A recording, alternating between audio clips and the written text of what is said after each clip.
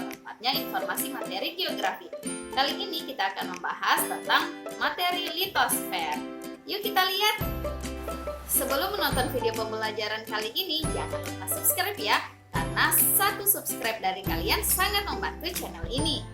Jangan lupa klik tombol loncengnya agar kalian mendapat notifikasi informasi dari channel ini.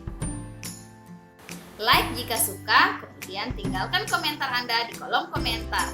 Jangan lupa share agar kalian juga dapat berbagi informasi mengenai materi geografi kepada semua teman-teman kalian.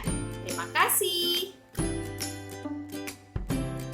Dinamika litosfer dan dampaknya terhadap kehidupan. Tahukah kalian bahwa bumi memiliki lapisan-lapisan penyusun? Berdasarkan penelitian ahli kebumian, lapisan luar bumi mirip telur rebus. Ketika telur dibelah, akan tampak berlapis-lapis dari kulit, putih telur, dan kuning telur. Kulit mewakili lapisan kerak bumi yang keras, putih telur yang agak lembek mewakili lapisan mantel bumi, kuning telur yang lembek mewakili inti bumi. Nah, sekarang kita masuk pada pengertian litosfer. Litosfer berasal dari bahasa Yunani. Litos artinya batuan dan sfer artinya lapisan. Secara harfiah, litosfer adalah lapisan bumi yang paling luar atau biasa disebut dengan kulit bumi. Sekarang kita masuk pada karakteristik litosfer. Lapisan litosfer memiliki ketebalan kurang lebih 100 km. Lapisan ini tersusun dari lapisan kerak dan selubung luar bagian atas. Pada lapisan kerak terbagi menjadi dua, yaitu kerak benua dan kerak samudra. Kedua jenis kerak tersusun oleh batuan yang berbeda. Untuk lebih jelasnya, yuk kita simak pembahasan berikut. Karakteristik kerak benua. Kerak benua merupakan lapisan pembentuk daratan benua. Lapisan ini memiliki ketebalan rata-rata 20-70 km. Kerak benua memiliki usia lebih tua dan material yang lebih beraneka ragam dibanding kerak samudra. Lapisan kerak ini tersusun dari logam silisium dan aluminium. Kedua logam tersebut memiliki sifat padat dan kaku. Kerak benua terdiri dari batuan beku seperti granit dan andesit, batuan sedimen, dan batuan metamorf. Karakteristik kerak samudra.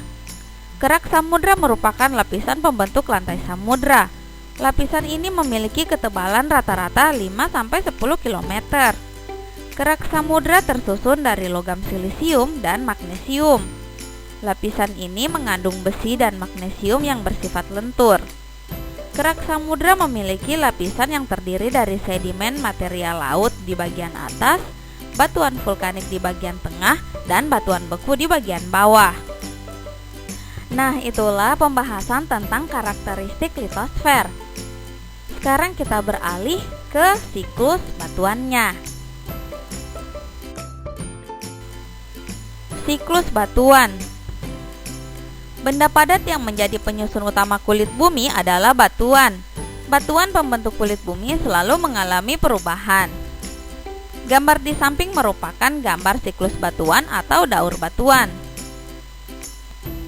Dari gambar ini kita bisa lihat bahwa magma merupakan induk dari semua batuan yang ada di kulit bumi.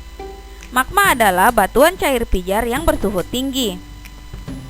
Setelah magma mengalami pembekuan, maka yang dihasilkan adalah batuan beku. Batuan beku mengalami proses pelapukan dan pengangkatan, kemudian terendapkan di daratan maupun di lautan, dan mengalami proses pembatuan atau litifikasi. Itulah yang dinamakan batuan sedimen. Ketika batuan beku dan batuan sedimen mendapatkan kenaikan tekanan dan temperatur, maka akan menghasilkan batuan metamorf. Batuan metamorf mengalami pengelelehan karena suhu yang sangat tinggi, kemudian kembali menjadi magma, dan begitu seterusnya.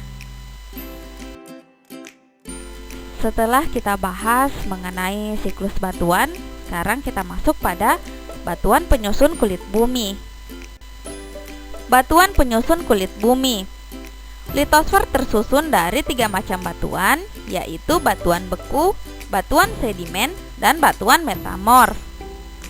Komposisi batuan di permukaan bumi berdasarkan jenis batuannya didominasi oleh batuan sedimen 66%, batuan beku sebanyak 17%, dan batuan metamorf 17%. Batuan tersusun dari campuran mineral yang tergabung secara fisik satu mineral dengan mineral lainnya. Batuan penyusun kulit bumi yang pertama adalah batuan beku atau igneous rock. Batuan beku merupakan batuan yang terbentuk dari proses pembekuan magma dalam perjalanannya menuju permukaan bumi.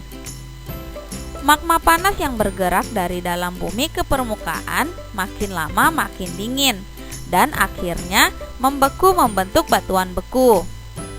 Batuan beku memiliki ciri homogen yang kompak, tidak ada perlapisan, dan tidak mengandung fosil. Berdasarkan tempat pembekuannya, batuan beku dibedakan menjadi 3 jenis, yaitu sebagai berikut. Batuan beku yang pertama adalah batuan beku dalam atau plutonik. Batuan beku dalam atau batuan intrusi ini terbentuk dari magma yang membeku di bawah permukaan bumi, sehingga magma tidak mencapai permukaan bumi. Batuan beku dalam memiliki ciri berbutir kasar, contohnya granit dan gabbro. Batuan beku yang kedua adalah batuan beku korok atau gang. Batuan beku korok atau gang merupakan batuan beku yang terbentuk di daerah korok atau saluran magma di bagian atas dan belum sampai ke permukaan bumi. Batuan beku korok terdiri dari kristal besar, kristal kecil, dan bahkan ada yang tidak mengkristal. Contoh batuan beku jenis ini adalah granit porfiri. Batuan beku yang ketiga adalah batuan beku luar atau vulkanik. Batuan beku luar atau batuan ekstrusif terjadi dari magma yang mengalami pembekuan di permukaan bumi dan berlangsung sangat cepat karena dipengaruhi oleh suhu permukaan bumi. Batuan ini memiliki ciri berbutir halus, kristal halus sehingga tidak terlihat oleh mata, berstruktur fisikular atau memperlihatkan adanya lubang-lubang bekas materi gas yang terperangkap. Contohnya adalah batu andesit, obsidian, dan basalt. Nah, setelah kita membahas tentang batuan beku, kita masuk ke batuan penyusun kulit bumi yang kedua, yaitu batuan sedimen atau sedimentary rock. Batuan sedimen adalah batuan yang terbentuk dari proses pengendapan materi-materi lepas atau fragmen yang terangkut. Materi-materi yang terendapkan terdiri dari berbagai jenis partikel, ada yang halus, kasar, berat, dan ringan. Proses terbentuknya batuan sedimen disebut diagenesis. Materi-materi lepas terangkut dengan cara bermacam-macam, seperti terdorong, melompat-lompat, tersuspensi, dan terlarut. Materi-materi yang terangkut kemudian terendapkan. Materi yang terendapkan semakin lama semakin tebal dan berbentuk padat. Adanya tekanan atau beban yang terlalu berat inilah yang menyebabkan endapan berbentuk padat dan berangsur-angsur membentuk agregat dan menjadi batuan sedimen. Beberapa penggolongan batuan sedimen diantaranya sebagai berikut. Berdasarkan tenaga yang mengendapkan. 1. Batuan sedimen akuatis, yaitu batuan sedimen yang diendapkan oleh air. Contohnya adalah breksi, konglomerat, dan batu pasir. 2. Batuan sedimen aeolis, atau batuan sedimen yang diendapkan oleh angin. Contohnya adalah tanah los dan tanah pasir di gurun. Yang ketiga, batuan sedimen glasial, yaitu batuan sedimen yang diendapkan oleh es. Contohnya adalah moraine. Penggolongan batuan sedimen berikutnya yaitu berdasarkan tempat pengendapannya. 1. batuan sedimen teristris, yaitu batuan sedimen yang diendapkan di darat. 2. Batuan sedimen marin, yaitu batuan sedimen yang diendapkan di laut. Yang ketiga, batuan sedimen limnis, yaitu batuan sedimen yang diendapkan di danau. Yang keempat, batuan sedimen fluvial, yaitu batuan sedimen yang diendapkan di sungai. Yang kelima, batuan sedimen glasial, yaitu batuan sedimen yang diendapkan di daerah-daerah yang terdapat es atau gletser. Penggolongan batuan sedimen berikutnya adalah berdasarkan cara pengendapannya. 1. Batuan sedimen mekanis, yaitu batuan sedimen yang diendapkan secara mekanik tanpa mengubah struktur kimianya. Contohnya batuan krikit dan pasir. 2.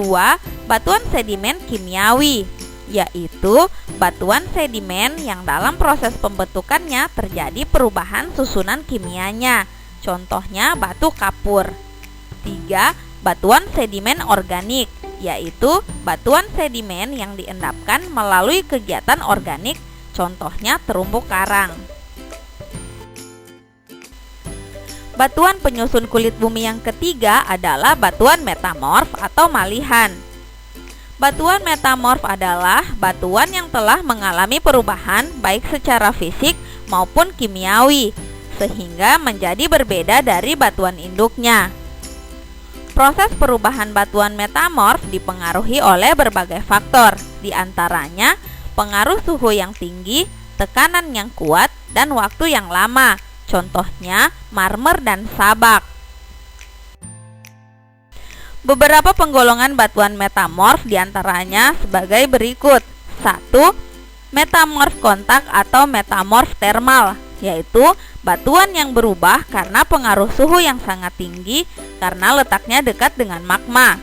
Contohnya, batu gamping berubah menjadi batu pualam atau marmer. Yang kedua, batuan metamorf dinamo atau metamorfosis kinetis, yaitu batuan yang berubah karena pengaruh tekanan yang sangat tinggi dalam waktu yang sangat lama. Tekanan yang dapat mengubah batuan ini berasal dari tenaga endogen. Biasanya terjadi lipatan dan pergeseran lempeng. Contohnya batu tulis berasal dari tanah liat. Yang ketiga adalah batuan metamorf pneumatolitis kontak, yaitu batuan yang berubah karena pengaruh zat-zat dari magma. Proses terbentuknya batuan ini karena batuan mendapatkan penambahan unsur-unsur atau zat-zat lain. Contohnya kuarsa yang mendapat penambahan unsur fluorin berubah menjadi topas. Kuarsa yang mendapat penambahan unsur borium menghasilkan batu turmalin. Batuan inilah yang mempunyai nilai ekonomis yang sangat tinggi. Nah, itulah pembahasan kita kali ini. Semoga bermanfaat ya. Sampai ketemu di video selanjutnya. Assalamualaikum.